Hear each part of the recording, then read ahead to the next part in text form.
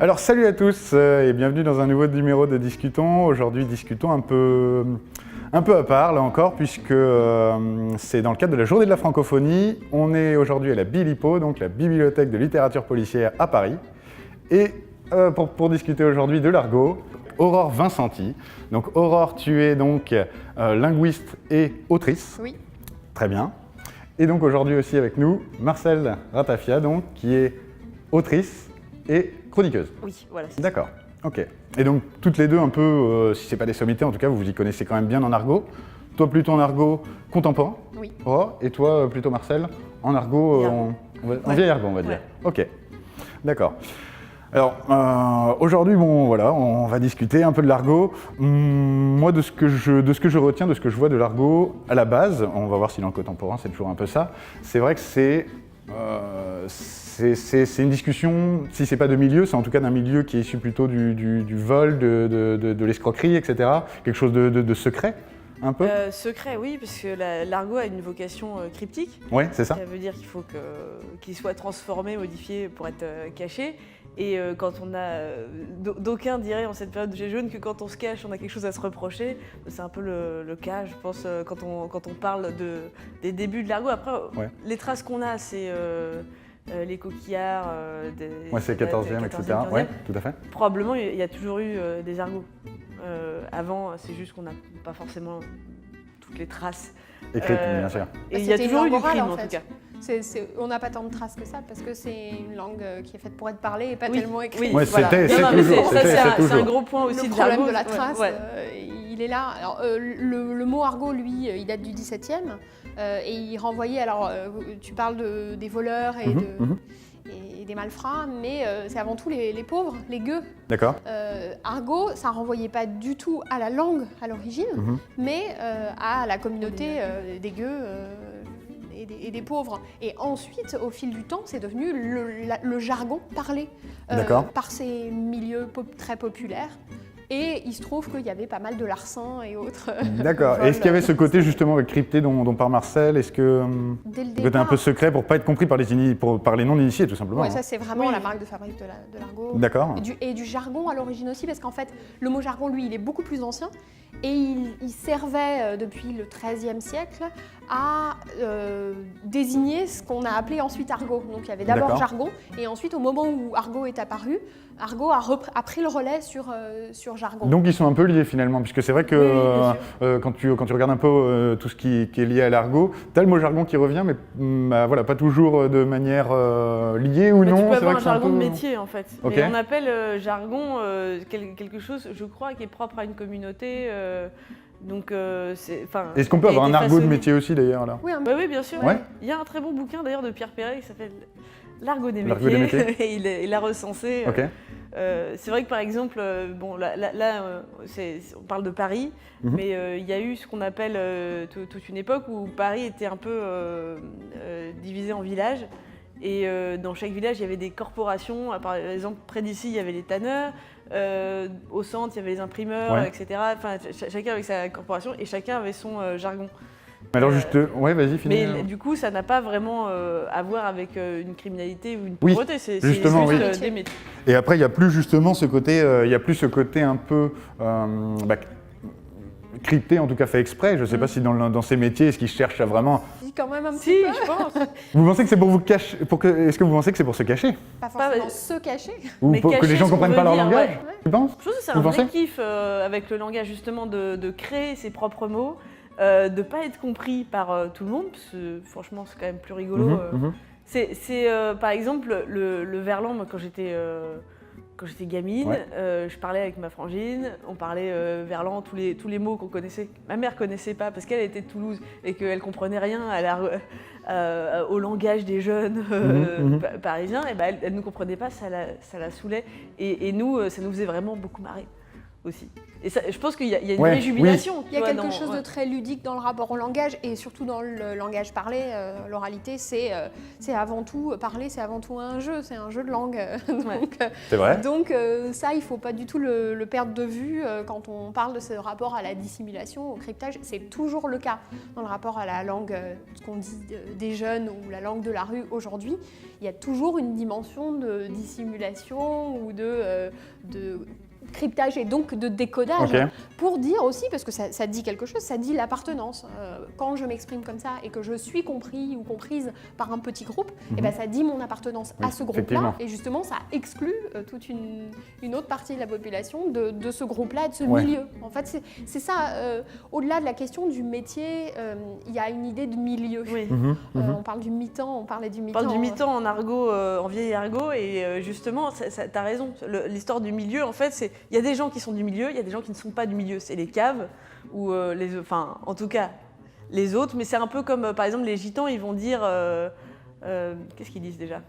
Le gadji? Ouais, gadji. Ouais. Un gadjo, t'es pas du milieu, tu peux pas tout comprendre. Parce qu'avec le langage, il y a des règles, il y a des choses qu'il faut respecter, par exemple dans le mi-temps. Et c'est toujours le cas aujourd'hui. Oui, c'est ça. Il y a cette idée de... C'est ni un lieu, ni forcément un métier donné. Oui. C'est cette notion de milieu. C'est à la fois de l'espace, à la fois du temps, à la fois des gens. Un milieu, c'est cette conjugaison de plusieurs facteurs qui fait qu'on est dedans ou on n'est pas dedans. Et c'est assez abstrait. Les frontières en sont assez poreuses. On peut y être, en sortir, y revenir éventuellement. C'est très vague le milieu et en même temps, ça a cette vraie existence linguistique. Et alors, je me posais des questions justement par rapport à l'argot. Alors, j'entends bien ce côté secret, ce côté crypté et issu de différents milieux. J'ai l'impression que quelquefois aussi, en fonction des mots, c'est par rapport à la rapidité, au gain de temps. Est-ce que vous pouvez le confirmer ou pas? Qu'est-ce que vous en pensez? Vous voulez dire, est-ce qu'on crée des mots pour gagner du temps? Est-ce que, en tout cas, oui, est-ce que l'argot peut être utilisé justement pour gagner du temps? J'entends aussi le côté cryptique, etc., mais aussi peut-être un peu pour gagner du temps. Je sais que dans certains milieux actuellement... Peut-être aujourd'hui, ce que tu notes, c'est que les mots se raccourcissent, c'est ça? Alors par exemple, oui, tu en as beaucoup qui sont... On te donne... le nouveau mot d'argot, c'est le même mot, mais avec la moitié en moins, quoi. Tu vois, par exemple... La cocope et la ferrette, ouais. Est-ce que c'est troncation? C'est pas que le mot est trop long? Non, c'est vous les spécialistes de l'argot, justement, je voulais savoir... Non, mais moi je me dis... Si ça marche, c'est que ça sonne. Par exemple, si je dis c'est chum, honnêtement, je trouve que c'est mieux de dire c'est chum que c'est. Parce que ça chante plus, tu trouves? C'est la sonorité. Qu'est-ce que t'en penses? Je sais pas. Ouais. Non, je pense que... Tu trouves ça chum ou tu trouves ça bien? La meuf, tu vois, je vais pas dire tu viens avec ta femme, je veux dire ta meuf. Parce que ça n'aura pas le même sens. Ah, ça n'aura avant tout pas le même sens. C'est pas tant que ce soit plus joli. Et ça va pas forcément plus vite, en plus. Non, ça va pas plus vite. Surtout si tu dis cheveux. Surtout si tu dis cheveux, puisque ça rajoute un peu... Non, je pense qu'il y a des mots... Il y a une manière de parler qui est plus fluide aussi, quand tu emploies des mots d'argot, qui peut-être est plus musical. Ouais, pour vous, il y a En tout cas, il y a une musique différente. Je sais pas si c'est plus fluide ou plus musical. Pas forcément plus fluide. Je pense que ça a fait intervenir un autre rapport à la musicalité de la langue, qui est peut-être justement pas forcément plus fluide, mais un peu plus abrupt, taché, saccadé, qui là donc fait appel à un rapport charnel en fait au mot, un rapport très... Il y a un rythme. Culturel un peu, t'as un truc dans la bouche, ouais. Et je pense que c'est plus ce plaisir-là et ce rapport-là au son qui fait que les mots éventuellement se raccourcissent, parfois avec des processus de verlanisation, donc on passe au verlan, puis reverlanisation du verlan fameux qui devient un verlan d'un verlan. Ouais, Jean, Beugeant. Oui, c'est ça. Honnêtement, en termes de longueur ou de rapidité, on ne sait plus trop pourquoi on fait ça. C'est plus là, c'est le rapport au jeu en fait. Mais c'est marrant que vous utilisez tous ces termes. Alors déjà, juste par rapport à ce que vous venez de dire, effectivement, donc en gros, on comprend et c'est vos avis, je le sais, c'est qu'a priori, cette langue, elle évolue tout le temps, quoi, en fait. Le verlan de remettre à l'endroit, qu'on remet à l'envers encore, etc. Très objectivement, c'est une possibilité donc infinie, en fait. Hein, oui, et puis on peut vite être largué. Et puis, ce qu'on remarque, alors moi, je traite du vergo par goût de la fiction et tout ça, mais je ne peux que noter que cette évolution est constante. Enfin, c'est juste que c'est mon sujet d'étude, mais l'argot continue d'évoluer tout le temps, et notamment, et c'est heureux, grâce au fait qu'il y a eu des vagues successives d'immigration. Je pense qu'avec Oui, les les vagues, communautés de gens qui se sont installés, qui viennent d'Afrique, d'Asie, etc., et le fait qu'on a toujours un apport de langue comme ça qui tourne, qui roule, ça ne peut pas s'arrêter. Et au contraire, c'est ça qui est génial, je trouve, avec Tout à fait. l'argot, c'est qu'il est beaucoup plus, je dirais, exotique aujourd'hui qu'il ne l'était, tu vois, il y a 100 ans, quoi. peut-être. Ouais. Non, mais quand je dis exotique, c'est parce qu'il y a des sonorités qui sont du Wolof ou du Bambara que je trouve vachement, que je trouve très éloigné de ce qu'on appelle l'argot un peu à l'ancienne ou un peu à l'ancienne à la Gabin. Et que je trouve vraiment très argotique, et je trouve ça très chouette qu'on puisse avoir et alors, c'est un argot, cette nouvelle influence. C'est un argot plus français, tu dirais, celui de Gabin, justement ou... Franchouillard, je dirais, chauvin. Ouais, c'est plus chauvin. Donc français, finalement, non, parce que... non, mais oui, une certaine image de la France et des gangsters de l'époque aussi, parce que c'est... Oui, aujourd'hui, il y a eu un mythe, l'argot contemporain témoigne de l'évolution de la société française. Aujourd'hui, être français, c'est ouvrir sa langue à une multitude d'autres langues. Alors bien sûr, on pense immédiatement aux anglicismes qui sont assez critiqués par les puristes, mais il y a des langues d'Afrique et des argots d'Afrique. Je pense au Nouchi, là, du Bambara, du Wolof, mais il y a aussi l'argot de Côte d'Ivoire, le Nouchi, qui s'est fait complètement une place dans l'argot français de France métropolitaine. Il y a aussi les apports du romani. Il y a parfois de l'allemand, je pense à Schneck, qui est un mot qui vient de l'allemand. Bon, il y a un peu de gitan, il y a un peu de tout finalement. Oui, c'est du gitan. Quand je parle de romani, c'est du gitan. Il y a de l'arabe, beaucoup d'arabe. Il y a énormément d'arabe et puis plusieurs types d'arabe et de l'argot arabe. Et en fait, ce qui est rigolo, c'est que ça fait très longtemps qu'on parle arabe en France. Sans s'en rendre compte. Et maintenant, on parle de plus en plus arabe. Et du coup, moi, je me suis dit qu'avec tout ça, c'était quand même une occasion de devenir polyglotte. Tu t'intéresses à comment on parle au Mali, comment on parle au Cameroun, comment on parle en Algérie. C'est le bon côté, c'est le bon twist de la colonie. D'accord. Non, je plaisante. Bien sûr. Non, disons qu'en tout cas, l'argot, le vieil argot, lui, était plus un argot colonisateur. Colonisateur, oui. Et aujourd'hui, c'est plus l'inverse. C'est la trace d'une décolonisation. Enfin, voilà, on a le résultat d'une décolonisation. Le français n'est plus, en tout cas, est moins suprémaciste, et il accueille des influences de plein d'autres langues qui viennent s'installer par des migrations diverses, et c'est très heureux, c'est très joyeux. Moi, j'en suis très heureuse. Tout à l'heure, je vous ai entendu donner des termes qui faisaient quand même pas mal appel au sens. Guttural, les mots qui chantent, etc. Et je repensais à certains mots d'argot, je ne sais pas ce que vous en pensez, vous allez me le dire. Est-ce que ça peut être dérivé ou lié au sens, en fait? Puisque je pense par exemple à un vieux mot d'argot, le résiné par exemple pour le sang. Moi je pense au toucher, au côté résiné. Les flics, je pense au bleu, tu vois, les bleus, le côté couleur. Le cœur, le palpitant, c'est le genre de choses. Enfin voilà. Est-ce que certains mots pour vous sont liés au sens, parce que voilà, c'était peut-être plus factuel, plus... Ouais, au sens comme sensation. Oui, les sens, les cinq sens, oui. Ah oui, parce que j'avais pas compris. Ah non, vous me parliez le sens du mot. Oui, non, non. Oui, bien sûr, évidemment, j'aurais précisé. Je pense que on a en France, le français est une langue très abstraite. J'ai beaucoup étudié l'anglais et je vois la différence. L'anglais est beaucoup plus spatial, concret, permet de décrire le corps dans l'espace, comment on évolue en tant qu'être humain dans l'espace. L'anglais a cette spécificité-là, notamment par l'usage de prépositions ou de postpositions qui désignent le mouvement qu'on fait dans l'espace. On ne va jamais sauter tout court, on va sauter de haut en bas et ce sera toujours précisé, spécifié. En français, on a beaucoup moins ça et on a une langue de la rationalité, des lumières, on a une langue de concept en fait. Et je pense que l'argot réintègre du concret, un concret très le palpitant. Pourquoi ? Ça palpite, le cœur. Donc on va ramener du concret. Et en effet, le concret, ça passe par le corps, beaucoup, la matière. En fait. Donc les sens. Et donc les sens. Oui, ça me semble important. D'autant plus que le langage joue énormément sur le son. Donc en plus de ce sens-là de l'ouïe, ça va faire appel à d'autres sens, comme celui du goût le rapport au toucher, la matière. T'as des exemples comme ça, justement? Parce que moi, j'en ai cité quelques-uns, j'y pensais. Je pense au fait que... Mais ça c'est le cas aussi dans... Je reviendrai sur la question des onomatopées, mais je pense le mot hess. C'est la hess, c'est l'enfer, c'est la merde, ça va pas. Ça vient de l'arabe et ça renvoie au bruit, à un bruit intense de l'ordre de quelque chose d'assez infernal. Ça a aussi des connotations bibliques, judéo-chrétiennes. Ce bruit, cette fureur qui fait que c'est l'horreur. Soit une intervention divine qui vient nous punir, soit diabolique.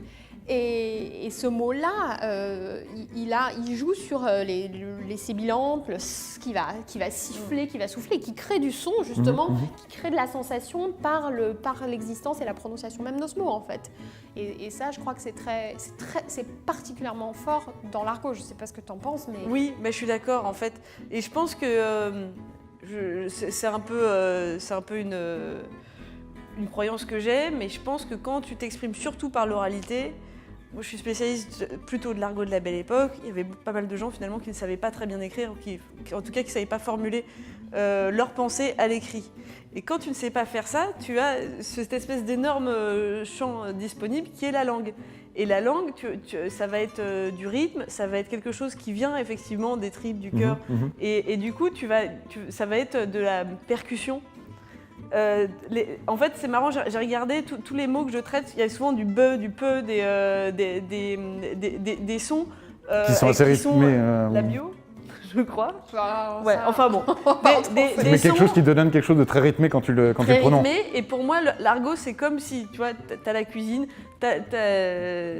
tu cuisines le français, ça va être des trucs assez du poulet, des pâtes, machin. Tu prends l'argot, ça va être du piment, des épices. Tu vas rajouter des saveurs, du rythme. Et avec l'argot, parce que c'est vrai que le français, contrairement à l'anglais, est une langue qui n'est pas très tonale. Le français, les étrangers, souvent, ils nous imitent en faisant blablabla comme ça, comme si on parlait finalement sans variation, alors que dans l'argot, il y a des variations.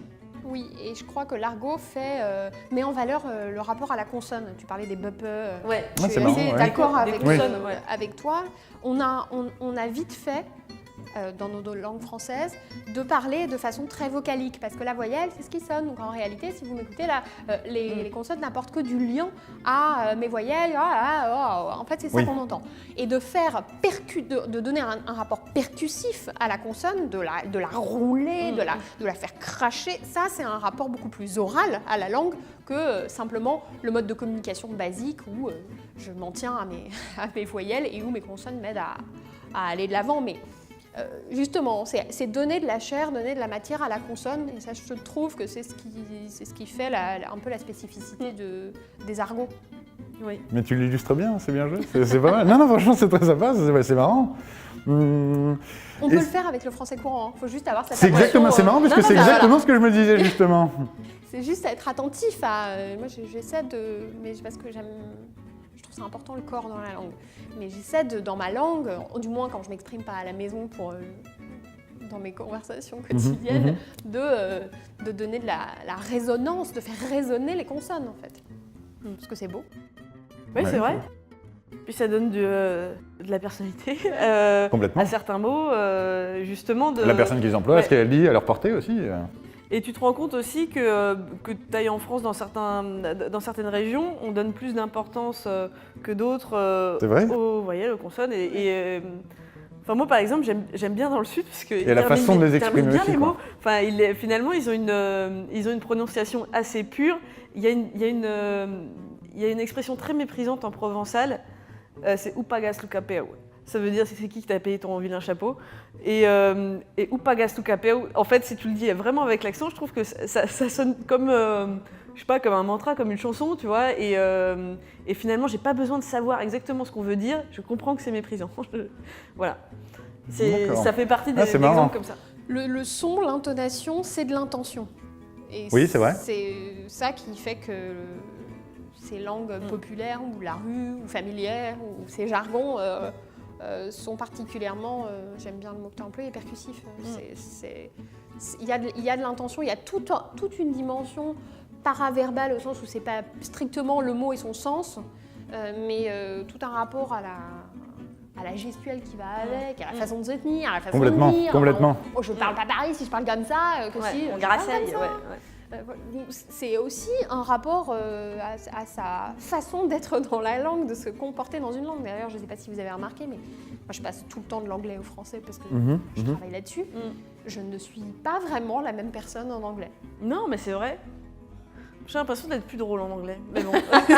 Oh, Moi, je suis pas sûre. bonne question, non, je suis pas sûr non plus, mais c'est une bonne question, j'y Non, réfléchirai. parce que je trouve que l'anglais est drôle. En fait, qu'il y a plein de façons d'être rigolo en anglais, même si t'es pas totalement bilingue. En français, je pense qu'il faut vraiment avoir une grosse maîtrise du français pour être un peu rigolo. Et souvent, mes copains étrangers, ils me disent souvent « je comprends rien ».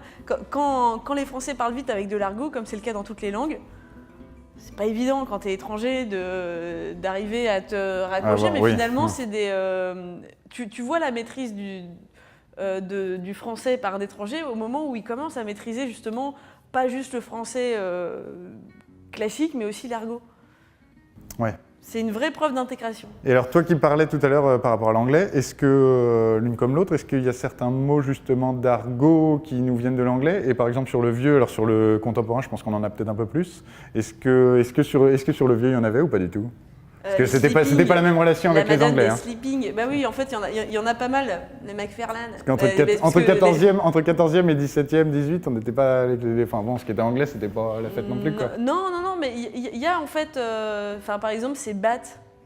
C'est bat, Dis plus, hein. Ouais, c'est vraiment du vieil argot. C'est bat, ça veut dire c'est chouette, quoi. C'est bien. C'est chouette. Super. Vous écrivez ça comment? B-A-T-H. B-A-T-H, ok. Je pense que c'est Bath. Comme Bath, comme la ville de Bath ou oui, le bain Bath? Probablement comme le bain ou comme on sait pas.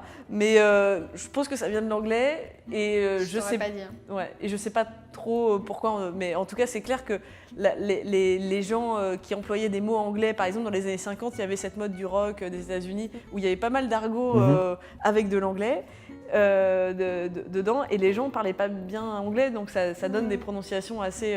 Ça donne afanaf. A-F-A-N-A-F, half and half. Half and half. Moitié-moitié, ouais. afanaf. Et ça, c'est du vieil argot. C'est de l'argot turfiste, je crois. Ouais, tu m'étonnes, il y en a. Enfin, oui, je repensais moi Mais en termes de vente, je repensais. Enfin, il y en a tellement. Le pimp aujourd'hui, non, pas le le pimp pimp. aussi, mais Ah oui. Le pimp, pimpé, ouais. Ouais, pimpé, ouais, c'est vrai, complètement. J'ai trouvé des occurrences qui datent de. Je sais pas les années, je dirais peut-être 40, 50. Ah ouais, quand même. Et où on trouve dans la presse française des descriptions du pimp à l'américaine, qui est cet homme d'affaires un peu chic, qui a une sacrée démarche, une bonne dégaine, mais qui est un peu louche quand même. Ouais. Et ça on l'a récupéré, on l'emploie aujourd'hui, pimper, le pimp. Mais un peu différemment. Par exemple, on dit on s'enjaille. Et ça vient du nouchi, ça vient du nouchi, mais ça vient des États-Unis, c'est enjoy. Enjoy, ça, s'enjaille. En fait, c'est mieux enjaille. On s'enjaille, c'est quand même rigolo.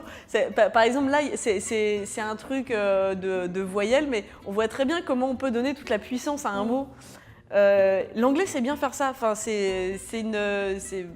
D'ailleurs, c'est pas pour rien que les tubes de musique, je pense que c'est souvent de l'anglais. C'est pas qu'on dit des trucs essentiels, mais on les dit bien. Je suis, moi je suis complètement d'accord avec ce que tu dis, mais bon. C'est une question de musique, de la langue aussi, l'anglais est très musical. Oui, je suis d'accord, ça chante un peu plus. Oui, il y a un rythme, il y a des tons dans chaque mot, il y a des stress dans chaque mot. Pour une fois que je l'entends aussi, ça fait plaisir. Bon, par contre, je suis désolé les filles, ça passe vraiment très vite. On est déjà quasiment au bout de l'émission.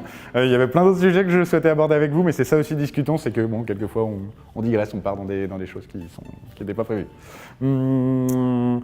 Avant de terminer, j'aimerais juste vous demander, voilà, si vous avez ou pas, une phrase, un principe, une citation, quelque chose qui vous a marqué récemment ou pas récemment, voilà, et en quelques mots, pourquoi, voilà. Si vous en avez une, c'est pas grave. Moi j'en ai une, ouais. En fait, j'ai écrit un texte sur les tacos, les taxis parisiens qui peuvent être un peu louches. Et je n'ai pas pu mettre la vidéo de Zazie dans le métro parce que j'avais pas les droits. Mais je pense à ce pauvre Charles dans Zazie dans le métro qui est un taximan qui est coincé dans son taxi avec plein de gens qui essaient de monter dedans et il est tout seul et il dit « J'ai la raconteuse qui m'étrangle la pipe ». Et voilà, voilà, ce sera ma phrase du jour. D'accord. On peut avoir une petite traduction Alors, j'ai la raconteuse qui est le truc de la pipe, c'est j'ai un gros poids sur l'estomac, j'ai vraiment envie d'en parler.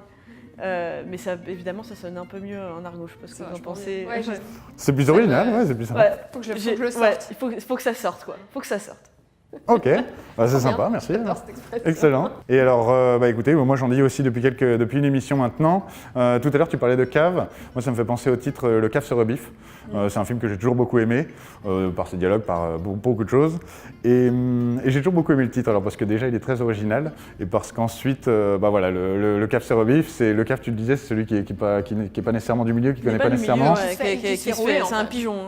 ouais. Ouais, mais qui se C'est un rebiffe. micheton. Se rebiffe, c'est. Bah, se rebiffe, ça veut dire qu'il se venge. Oui, c'est bien ça. Donc voilà, moi c'est ce qui me plaît aussi justement Ouais. dans ce titre, c'est voilà, c'est le côté du néophyte qui va bon, essayer quand même de s'en sortir et de faire quelque chose, et qui se laisse pas faire. Voilà, Qui a tiré son manteau du cou. exactement. Ouais. Bon voilà, donc sur ces très belles paroles, Aurore, merci encore à toi d'être passée, Marcel également. Merci. À toutes les deux, c'était vraiment très sympa. Et à vous de nous avoir regardés, à très bientôt pour un nouveau Discutons.